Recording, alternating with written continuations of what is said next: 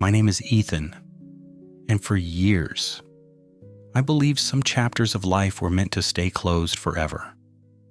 I lived alone in a quiet little town in Montana. My days were simple.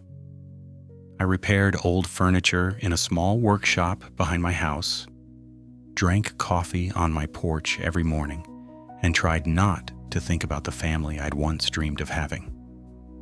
15 years earlier, the love of my life, Sarah, had disappeared from my world. We had planned a future together, but one misunderstanding, a painful argument, and a sudden move separated us forever. I searched for her for months, but she was gone. Eventually, I accepted that some people are only meant to be memories, or so I thought. One rainy Saturday morning, someone knocked on my front door. When I opened it, I didn't see a delivery driver or a neighbor. Instead, I found a little boy, no older than 8 years old, soaked from the rain. He looked up at me with nervous blue eyes and quietly asked, "Are you Ethan?" "I am." He swallowed hard before saying the one word that stopped my heart. "Dad?" For a moment, I couldn't breathe. "There must be some mistake," I whispered. The little boy pulled a folded envelope from his jacket. "My mom told me to give you this." His hands were trembling. I invited him inside, wrapped him in a warm blanket, and made him a cup of hot chocolate before opening the letter. The handwriting was instantly familiar. It was Sarah's. "Ethan, if you're reading this, it means I finally found the courage to tell you the truth. After we separated, I discovered I was pregnant. I tried many times to find you, but your old phone number no longer worked, and your family had moved away. I raised Noah alone because I believed I had no other choice.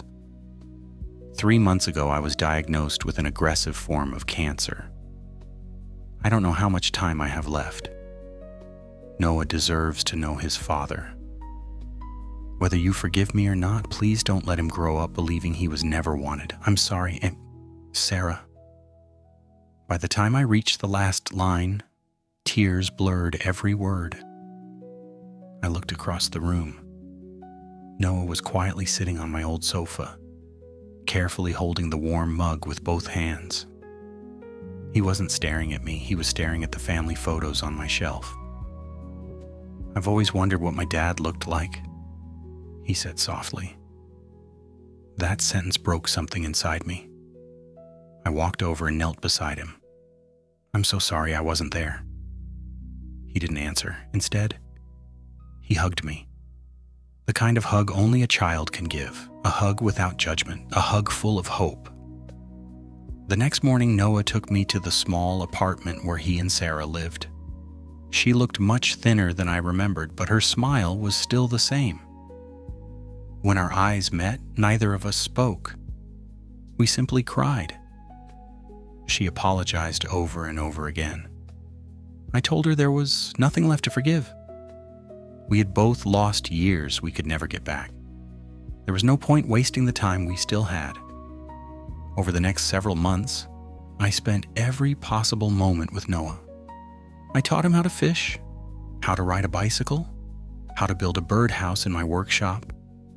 We laughed more than I'd laughed in years. Sarah watched us with quiet happiness. She once whispered, "This is exactly what I prayed for." A few weeks later, she peacefully passed away. The funeral was small. Our entire little town came together. Neighbors brought food, friends shared stories. People who barely knew Sarah stood beside Noah, reminding him that he was not alone. That day, I promised her grave something. I'll spend the rest of my life making sure he always knows he's loved. The adoption process took several months. The day it became official, the judge smiled and said, "Congratulations, Dad." For the first time in my life, that word felt completely real. Years have passed since then. Noah is now a confident young man, Sometimes we sit on the same porch where everything changed. He still calls me Dad every single day and every single time.